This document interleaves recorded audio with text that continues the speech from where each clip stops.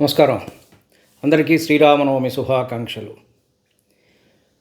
ఎప్పటి వాడో త్రేతాయుగం వాడు. ఈజ్ ఈ relevant today?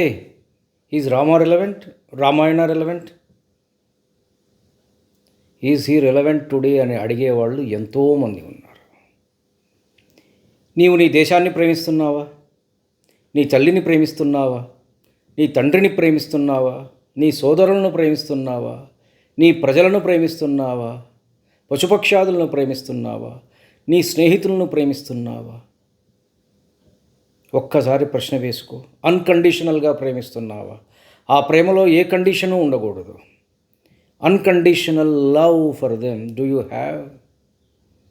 If we question ourselves, మనని మనం క్వశ్చన్ చేసుకుంటే మనకే సమాధానం దొరుకుతుంది. జననీ జన్మభూమిశ్చ స్వర్గాదపి గరీయసి అన్నాడు రాముడు. తల్లి జన్మభూమి స్వర్గం కంటే మిన్న.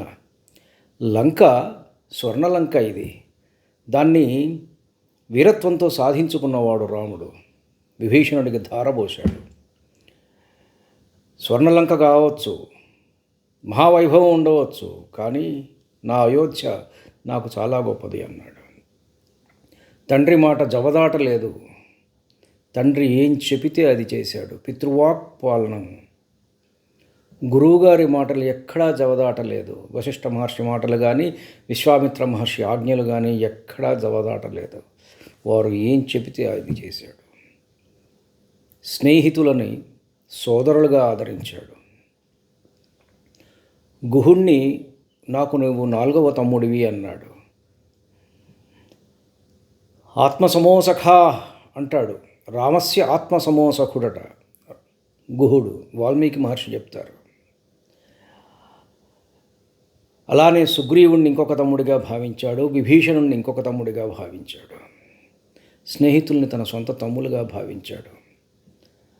తమ్ముల కోసం పరితపించాడు. సరే, ఇక భార్య కోసం, భార్యని ఎవడు తీసుకెళ్ళాడో తెలియదు, ఏమైందో తెలియదు, కానీ తాను సుక్షత్రియుడు, ఒక చక్రవర్తి కొడుకు, కాబోయే చక్రవర్తి. ఇంకొక సంవత్సరంలో వనవాసం కూడా అయిపోతుంది. ఎంతమందిని కావాలంటే అంతమందిని పెళ్లి చేసుకోవచ్చు. అయినా కొన్ని వేల కిలోమీటర్లు నడిచాడు. వానరమూకతోటి సహవాసం చేశాడు. వాళ్ళందరినీ క్రమపద్ధతిలో నడిపాడు. సముద్రం మీద సేతువు కట్టాడు. రావణుణ్ణి కొట్టాడు. ఇది కదా రామాయణం అంటే. ఇంత గొప్ప ప్రేమ కథ ఈ ప్రపంచంలో ఎక్కడుంది మనకు? ఇంకొక వైపు మనం రావణాసురుణ్ణి చూస్తే నిలువెత్తు స్వార్థం, అహంకారం, అధర్మం, వీటన్నిటినీ మూసబోస్తే వచ్చే రూపం రావణాసురుడు. తన కోరికల కోసం, తన కామం కోసం తోడబుట్టిన తమ్ముళ్ళని బలిపెట్టాడు. కుంభకర్ణుడు చెప్తాడు, నువ్వు చేసింది పిచ్చి పని, తప్పుడు పని, అయినా అన్నవు కాబట్టి నీకోసం నా ప్రాణాలను బలి ఇస్తున్నాను అన్న సంగతి నాకు తెలుసు, చనిపోతాను అని నాకు తెలుసు, కానీ అన్నవు కాబట్టి నీకోసం బలిస్తున్నాను. ఇంకొక తమ్ముడు విభీషణుడు వదిలిపెట్టి వెళ్ళిపోయాడు. మహాశూరుడైనటువంటి కొడుకు ఇంద్రజిత్తు, వాణ్ణి బలి ఇచ్చాడు. అక్షకుమారుణ్ణి బలి ఇచ్చాడు. అందరు కొడుకులందరినీ బలి ఇచ్చాడు.